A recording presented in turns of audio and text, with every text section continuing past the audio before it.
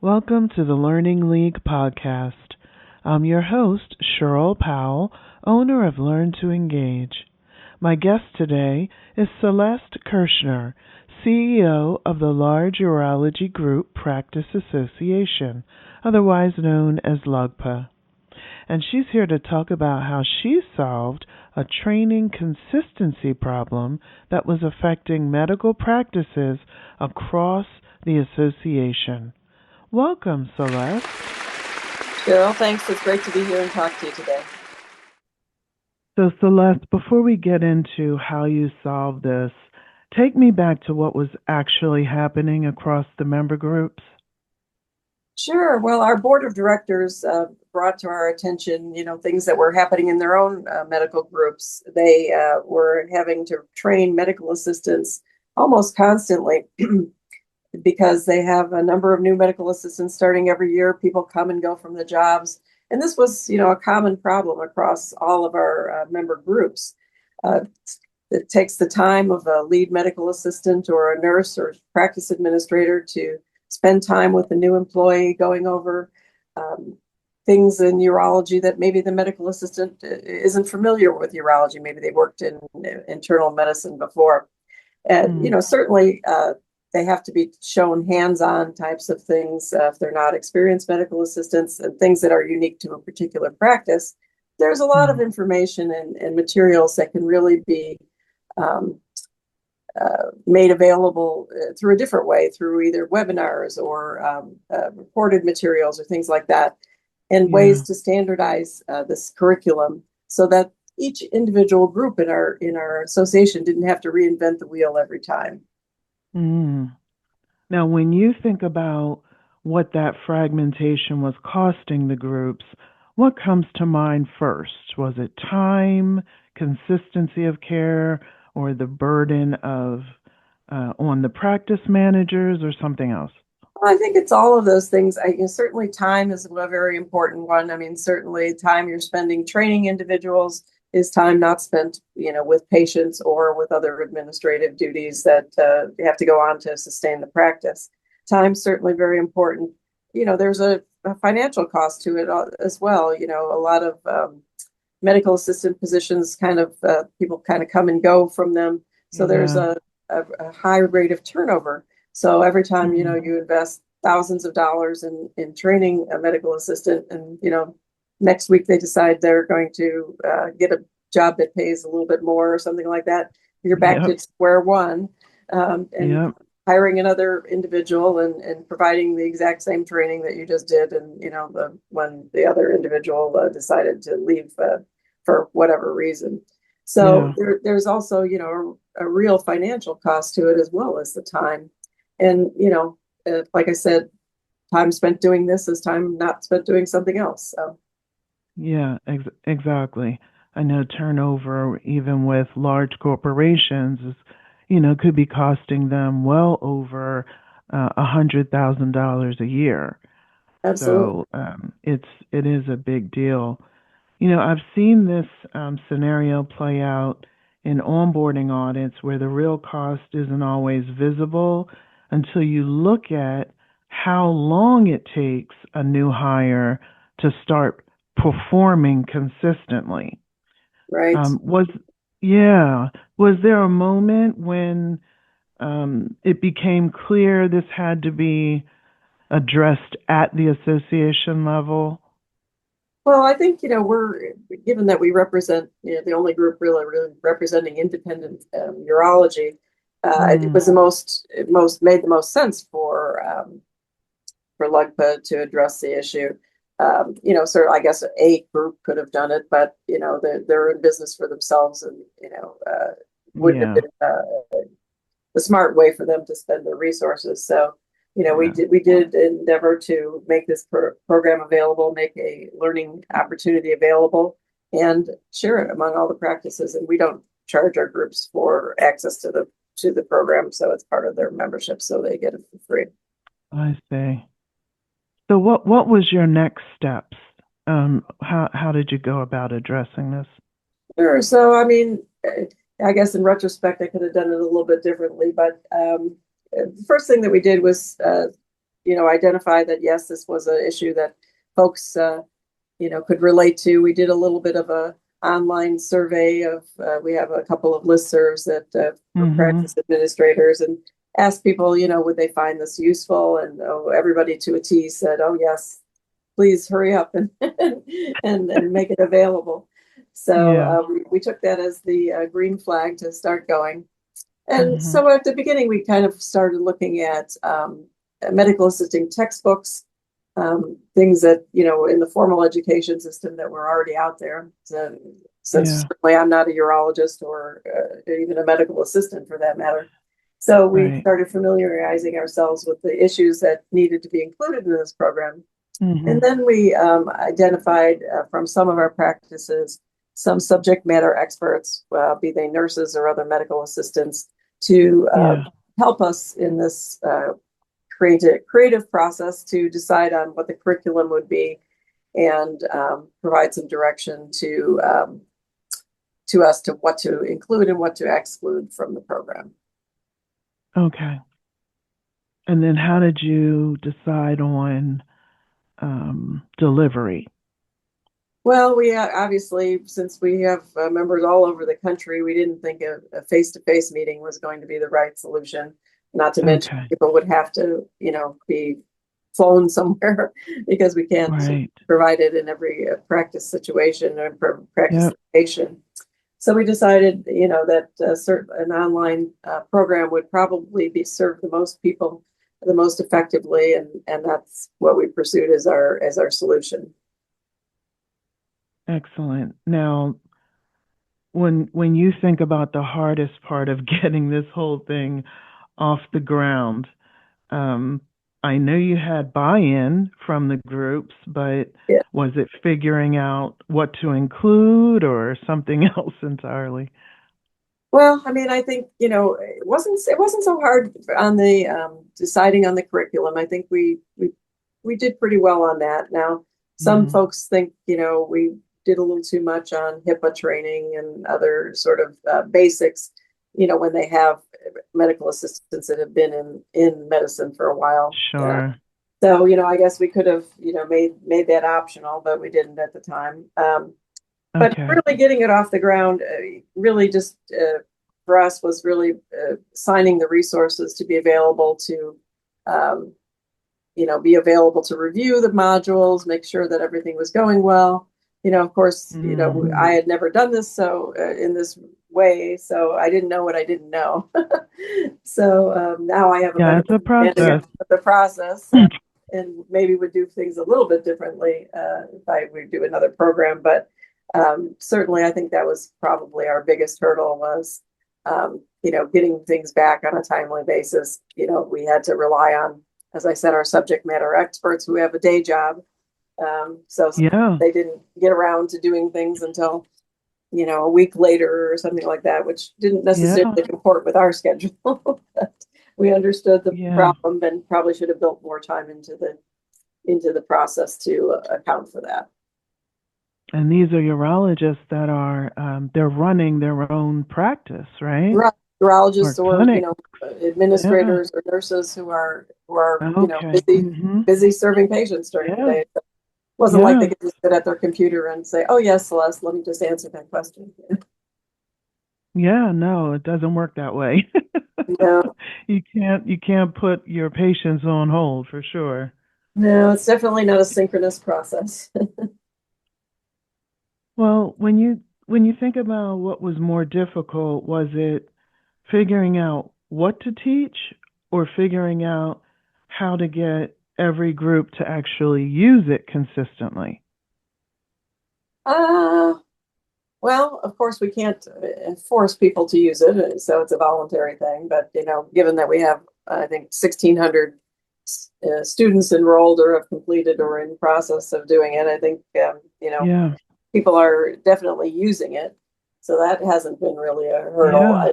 I think the biggest thing was, how much is enough and how much is too much, given that there's going to be variation in every single practice of, how they conduct their business, how they conduct their patient care individually, because there is variation. Right.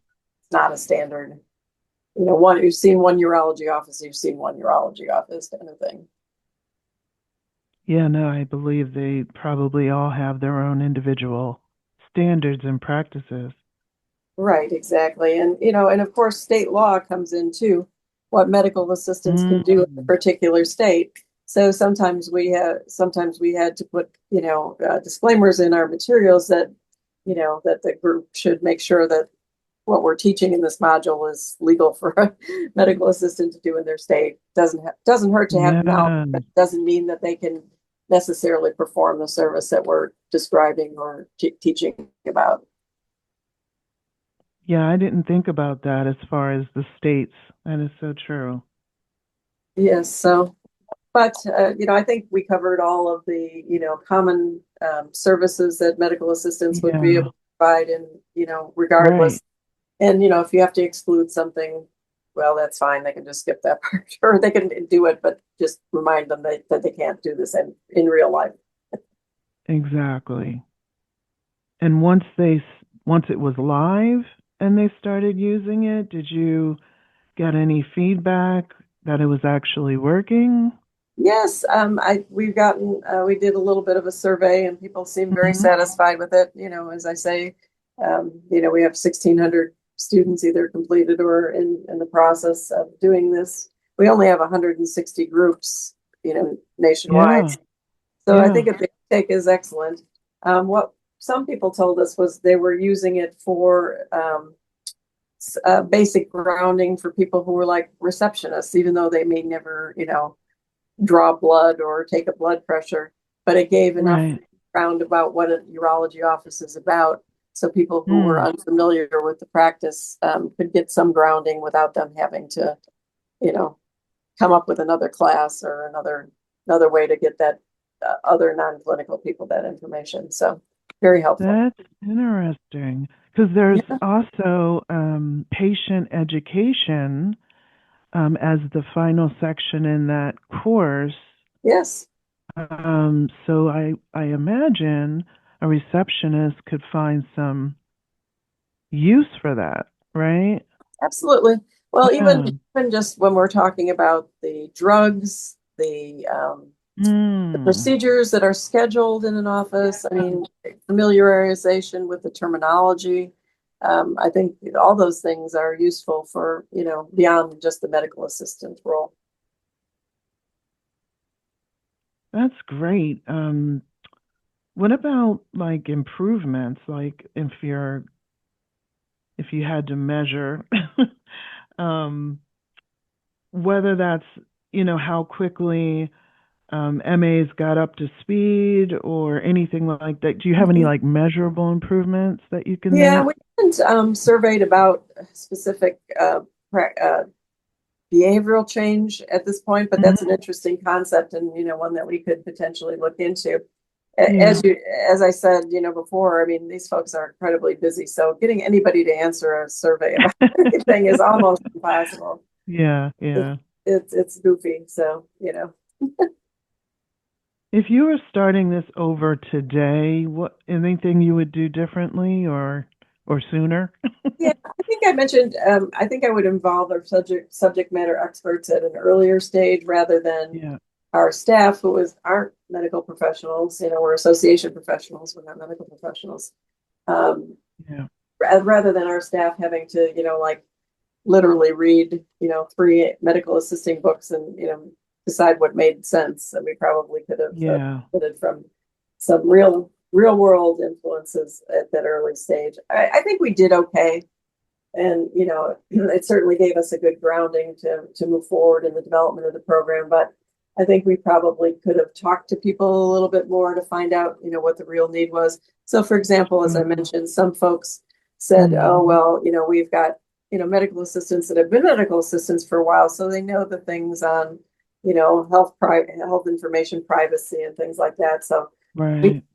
we would have preferred that they've been able to skip that section. So we might have Yep. constructed the program as that being optional or put some skip logic or something in it. But Yeah. so going back, maybe that we would have done that a little bit differently. But as far as the actual content of the program, I think we hit it pretty well. And that seems to be borne out by, 1,600 people using the program. So, And this is a 15 module, I believe, certification. Yeah. Yeah. So, Yeah. the only certification we provide is that they completed the program and, passed out. Yeah, exactly. So it's not a true certification product in the sense of, where they would have to go to a testing center. Like they get credits Right. or any like Right. CEU or Yeah. Well, now we did just after the fact, which we didn't think about at the time, but Mm-hmm. after the fact, we did have it certified for continuing education units. So Oh, people who are excellent. certified medical assistants can use it as part of their CE requirements. Oh, that's fabulous. So not everybody asks for the CE, but I think we have 100 or so people who have asked for it. Okay, that's great. That's good to know.